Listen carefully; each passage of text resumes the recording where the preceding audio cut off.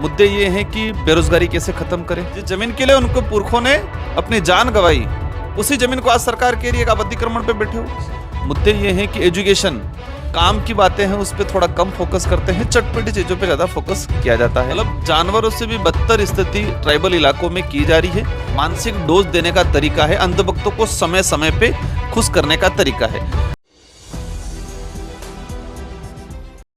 नमस्कार, आप देख रहे हैं 4 PM में आपके साथ नफीसा खान। नए भारत की नई सियासत में गड़े मुर्दों को उखाड़ना नया ट्रेंड बन चुका है। असल मुद्दों से भटकाया जा रहा है। एक तरफ औरंगजेब के विवाद में नागपुर हिंसा की आग में भड़क रहा है, जल रहा है, तो वहीं देश के अंदर हिंदू मुसलमान की राजनीति और तेज होती जा रही है। इन तमाम चीज़ों पर बातचीत करने के लिए और मौजूदा समय की राजनीति को समझने के लिए मेरे साथ राजस्थान के बांसवाड़ा क्षेत्र से युवा सांसद राजकुमार रॉड जी हैं। उनसे समझते हैं कि उनकी इन तमाम मुद्दों को लेकर क्या राय है, जो कि एक अलग पहचान रखते हैं। आदिवासी नेता हैं, सांसद बन चुके हैं और संसद के अंदर भी लगातार आदिवासियों के मुद्दों को बुलंदी के साथ उठा रहे। खास बातचीत करते हुए समझते हैं कि मौजूदा राजनीति बीजेपी की सरकार किस दिशा में बढ़ती दिखाई दे रही है। बहुत बहुत स्वागत है सर। हम पहली बार जुड़ रहे हैं, लेकिन आपकी जो छवि एक नेता के तौर पर है वो आदिवासी नेता, और इसी के साथ जब आप संसद में पहली बार पहुंचे तो ऊंट की सवारी कर पहुंचे थे, जिसको लेकर काफ़ी लोगों ने आपको प्यार दिया। शुरुआत इससे करते हैं कि एक युवा साथी कैसे राजनीति में आया, क्या उसको ऐसा प्रभावित किया, क्या मुद्दा था, क्या राजनीति में बदलाव चाहते थे कि आपने राजनीति को अपना विकल्प के तौर पर चुना? सबसे पहले तो आपके चैनल के माध्यम से सारे जो दर्शक हैं उनको मेरी ओर से जोहार। और जिन चर्चा से आपने बात शुरू की कि देश में मुद्दे क्या हैं और चर्चा किस पे हो रही है, चर्चा होनी किस पे चाहिए और हो किस पे रही है। जिस तरह से हमारे भारत देश की राजनीति में जिस तरह से एक संक्रमण काल कह सकते हैं कि जिस तरह से मुद्दों से भटक के बिना मतलब के और न ही उस जिन मुद्दों का कोई भविष्य है, इन पे चर्चा जो हो रही है और इन्हीं को लेके मीडिया हो या आम पब्लिक हो या पॉलिटिकल लोग हो, सभी चर्चा करते हैं। तो असल में जो मुद्दे हैं, मुद्दे ये हैं कि बेरोजगारी कैसे ख़त्म करें। मुद्दे ये हैं कि देश के अंदर कुपोषण बढ़ रहा है। मुद्दे ये हैं कि देश के अंदर स्वास्थ्य सुविधा जो बेहतर होनी चाहिए बेहतर नहीं होकर बदतर होती जा रही है। मुद्दे ये हैं कि एजुकेशन, जो ट्राइबल इलाका है या दलित इलाका है या गरीब तबका जिस इलाके में रहता है, जिस राज्य में रहता है, वहाँ पर बेस्ट एजुकेशन कैसे लागू किया जाए, वो उस पर बात नहीं हो रही है। वर्तमान में धर्म पे चर्चा ज़्यादा हो रही है, जो चटपटी चीज़ें। और ये बात से भी हमें इनकार नहीं करना पड़ेगा कि लोगों की भी आदत पड़ गई है कि चटपटी चीज़ें, काम की बातें हैं उस पर थोड़ा कम फोकस करते हैं, चटपटी चीज़ों पे ज़्यादा फोकस किया जाता है। आपने कहा कि मेरा जो पॉलिटिकली कैरियर, हमारी जो विचारधारा है, हमारी विचारधारा आदिवासी समुदाय की जल जंगल जमीन की लड़ाई। कई पार्टियां बिरसा मुंडा जी की जय जयकार लगा लेती है, लेकिन बिरसा मुंडा क्या चाहते थे? कई पार्टियां सिंधु कानू की जयकारें लगा लेती है, लेकिन वो क्या चाहते थे? वो जल जंगल जमीन की लड़ाई मुगल काल से लगा के अंग्रेजों से, राजा रजवाड़ों से आदिवासी समुदाय लड़ता आ रहा है और आज़ादी के बाद भी आज भी लड़ रहा है। आज भी उस समय अंग्रेज किसी प्रोजेक्ट के नाम से या खनन के नाम से जमीनें हड़पा करते थे। आज़ाद भारत में आज जो पार्टियां हैं वो उद्योगपतियों को फायदा पहुंचाने के लिए आदिवासी समुदाय की जो हजारों सालों से जिन जल जंगल जमीन को उन्होंने सिंचा है, इनको एक मजबूत जैसे कि फॉरेस्ट बनाया है, उसको सिंच के उसको आज उजाड़ने का काम कर रही है। तो वही भारत आदिवासी पार्टी इन्हीं मुद्दों पे काम कर रही है कि जल जंगल जमीन आदिवासी समुदाय जो वर्षों से सिंचा आ रहा है उसको कैसे बचाया जाए। और साथ ही आदिवासी समुदाय के अंदर जो कल्चर है, देश का संविधान तो आया, संविधान के आधार पे हम चल सकते हैं, लेकिन आदिवासी समुदाय का अपना एक अलिखित संविधान है, अपनी एक पूरी विधि, मतलब कहे कि एक वो कानून अलिखित है, मौखिक जो गीतों में या भजनों में कहा जाता है। तो उसके संरक्षण को लेके हम लोग काम करते हैं। और आदिवासी समुदाय के अंदर एजुकेशन को लेके और जो संविधान के अंदर प्रावधान है, शेड्यूल 5 और शेड्यूल 6 रिजर्वेशन पॉलिसी को लेके जो भी प्रावधान है, इस पे आज तक किसी भी सरकार ने ध्यान नहीं दिया है। तो वही भारत आदिवासी पार्टी इन मुद्दों को लेके पुरजोर तरीकों से काम कर रही है और ये परिणाम भी हमें मिला है।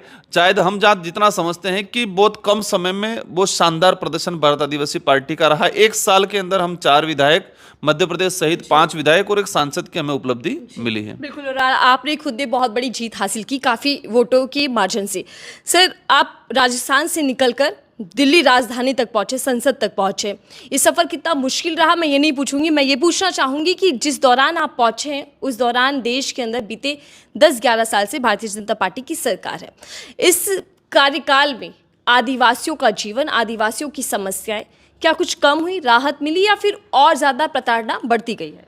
कागजों में तो उन्होंने राहत दिखाया है, कागजों में, लेकिन धरातल पे समस्या और बड़ी है, कम नहीं हुई है।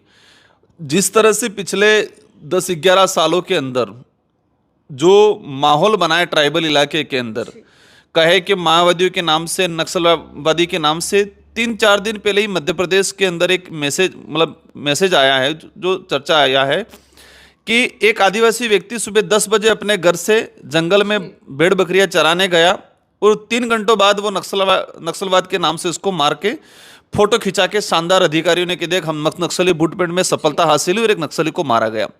ये एक सिंपल सा उदाहरण, और ऐसी चीजें जानवरों से भी बदतर स्थिति ट्राइबल इलाकों में की जा रही है और ये मीडिया नहीं दिखाता, नहीं चर्चा, राजनीतिक चर्चा का विषय आता है। एक तरफ कई हम गाय का भी सम्मान करते हैं, लेकिन कई गाय या कुछ भैंस का कुछ हो जाता है तो देश में माहौल बन जाता है। दूसरे राज्यों के अंदर, बांग्लादेश में जो हुआ बहन बेटियों के साथ गलत हुआ, हम भी इसका मानते हैं कि वो गलत हुआ और नहीं होना चाहिए, लेकिन खुद के देश में जो आदिवासी के साथ हो रहा है, मणिपुर के साथ, मणिपुर में हो रहा है, बस्तर में हो रहा है, झारखंड में हो रहा है, इन चीजों पे वर्तमान राजनीतिक लोग चर्चा नहीं कर रहे, नहीं मीडिया उनको जगह देती है। तो पिछले 10 सालों के अंदर हमने देखा है कि ट्राइबलों को विकास के नाम से विस्थापित किया है और नक्सलवाद के नाम से उनको बेवजह मारने का काम किया गया है। और ट्राइबलों के अंदर अब समझ आई है कि कौन अपना है, कौन पराया है, कौन लोग कागजों में क्या दिखा रहा है, धरातल पे क्या कर रहा है। वो कहते हैं कथनी और करनी में अंतर है वर्तमान सरकार का, और इस चीज को ट्राइबल समझ चुका है और आने वाले समय में लोकतांत्रिक तरीके से जवाब भी देगा। आपका एक बयान भी है, इससे पहले आपने कहा कि जो आदिवासी हैं उनको नक्सल के नाम पर मारा जा रहा है, उनके घर छीने जा रहे हैं। तो क्या आपको लगता है कि आदिवासियों के नाम पर सिर्फ एक एजेंडा चलाया जा रहा है केंद्र सरकार की ओर से? जो आदिवासी जल जंगल जमीन की बात कर रहा है, जो आदिवासी ये चाह रहा है कि ये प्रकृति है, उस प्रकृति की सुंदरता को उसको रहने दो, आप उद्योगपतियों को खनन के नाम से मत दो। इसका जो विरोध कर रहा है उस पर कहीं न कहीं लांछन लगाने का काम किया जाता है, उसको नक्सलवादी, माओवादी, उग्रवादी इस तरह से आरोप लगाया जाता है। छोटे छोटे बच्चे, 11 साल की बच्ची का बीच में आया कि 11 साल की बच्ची को नक्सलवाद के नाम से मारा। 11 साल की बच्ची को क्या समझ में आया होगा? 3 साल का भी मुठभेड़ हुआ, 3 साल के बच्चे, 4 साल के बच्चों को गोली लगी है। जो मुश्किल से इस दुनिया को ही नहीं समझ पाया है, उस पे इस तरह से लांछन लगा के जो मुठभेड़ में मारा जा रहा है, तो सच में ये देखा गया है। और ये संख्या गवर्नमेंट का खुद का आंकड़ा कह रहा है कि पिछले 2 सालों के अंदर 250 से अधिक लोगों को मुठभेड़ में मारा गया है। और ये सारा का सारा उद्योगपतियों को फायदा पहुंचाने, सरकार का मेन फोकस अभी ये है कि ट्राइबल इलाके के अंदर जितना जो मिनरल्स है उनको निकाला जाए। और उस जमीन पे ट्राइबल बैठा हुआ है आजादी से पहले, लेकिन जागरूकता नहीं होने की वजह से वो पट्टा नहीं ले पाया है, वो जमीन को अपने नाम अलॉट नहीं कर पाया है और वो अपनी ही जमीन समझता है। और है भी सही, जिन जमीन को अंग्रेजों से बचाया, जिस जमीन को राजा रजवाड़ों से बचाया, उनके खिलाफ उनके पूर्वजों ने लड़के अपनी जान गंवाई, और उसी जमीन को आज सरकार कह रही है आप अतिक्रमण पे बैठे हो।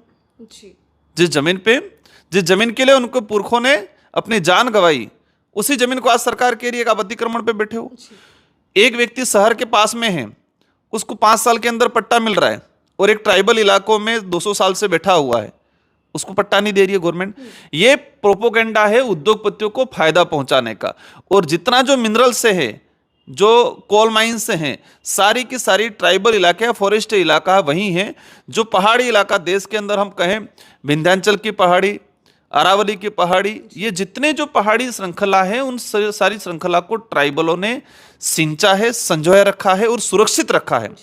और वहीं पर आज उद्योग के नाम से खनन हो रहा है। तो इन्हीं मुद्दों को लेकर भारत आदिवासी पार्टी काम कर रही है, और हमें लगता है कि अवश्य हमें सफलता मिलेगी और सफलता के साथ ही इन जनता को राहत मिलेगी। लेकिन सर, इन्हीं मुद्दों को लेकर पीएम मोदी ये बोलते हैं कि जिनको कभी किसी ने पूछा नहीं, उसको मोदी पूछता है।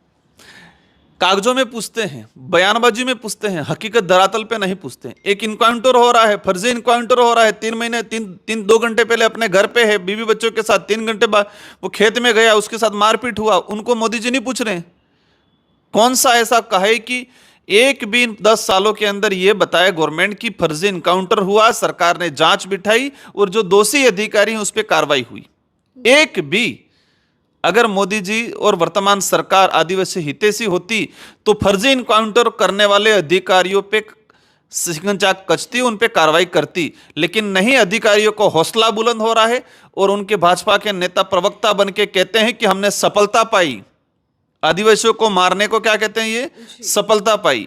तो ये प्रोपोगंडा है। कुल मिला के कहना कुछ और है, करना कुछ और है। सर, देश के अंदर औरंगजेब विवाद चल रहा है। हिंदू परिषद के लोग ये कह रहे हैं कि औरंगजेब की कब्र को खोद देना चाहिए, तोड़ देना चाहिए। लेकिन सवाल ये है कि क्या इस मांग से असल मुद्दों का समाधान निकल पाएगा या फिर बेतुकी का ये मुद्दा बना है? इतिहास में जाएंगे बहुत कुछ मिलेगा।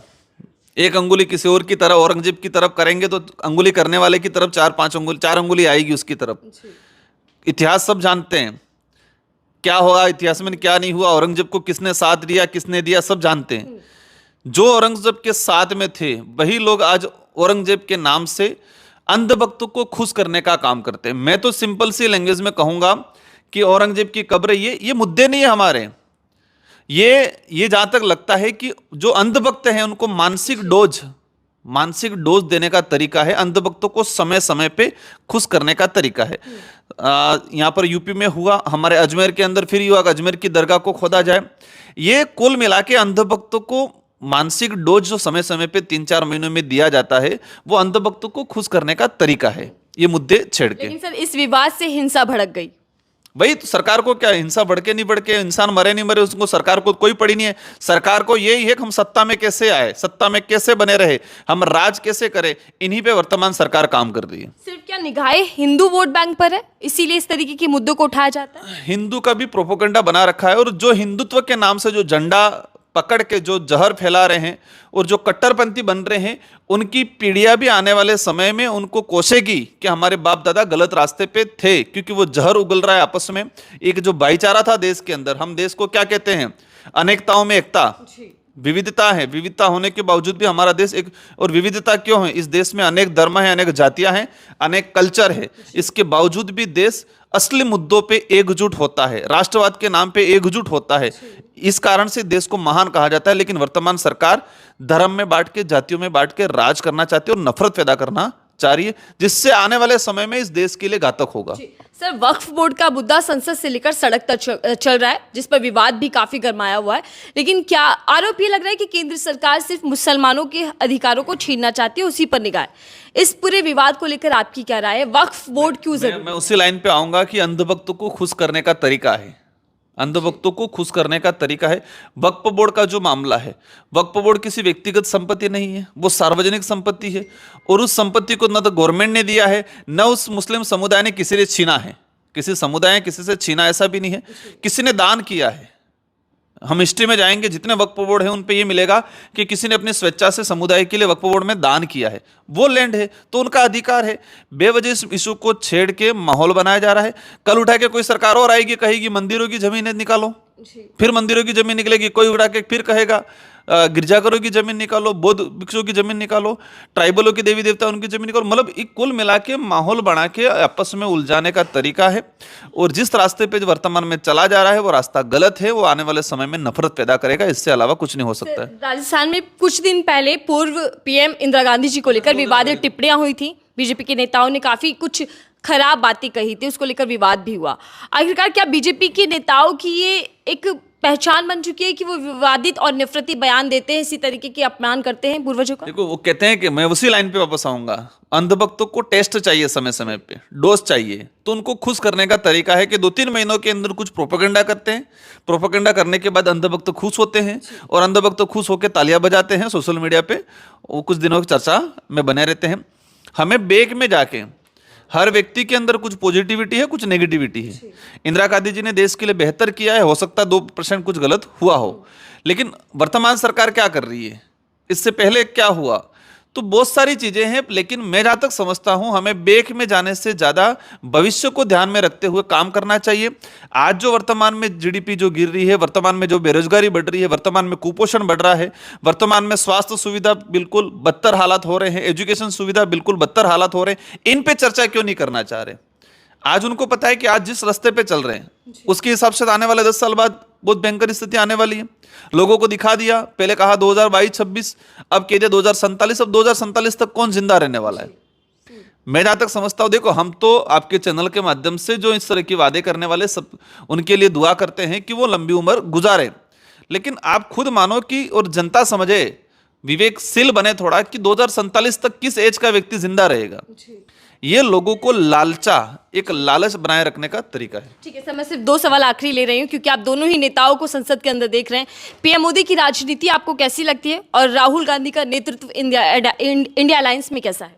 देखो, दोनों का व्यक्तिगत जीवन संघर्ष में ही रहा है, दोनों का व्यक्तिगत जीवन संघर्ष में ही रहा। आइडियोलॉजी की बात करें तो आइडियोलॉजी के मामले में वर्तमान में जो वर्तमान सरकार और प्रधानमंत्री जी, जो हिंदू मुस्लिम वाला जो मामला चल रहा है, उसको लेके हमारे देश के आने वाले भविष्य के लिए खतरा है।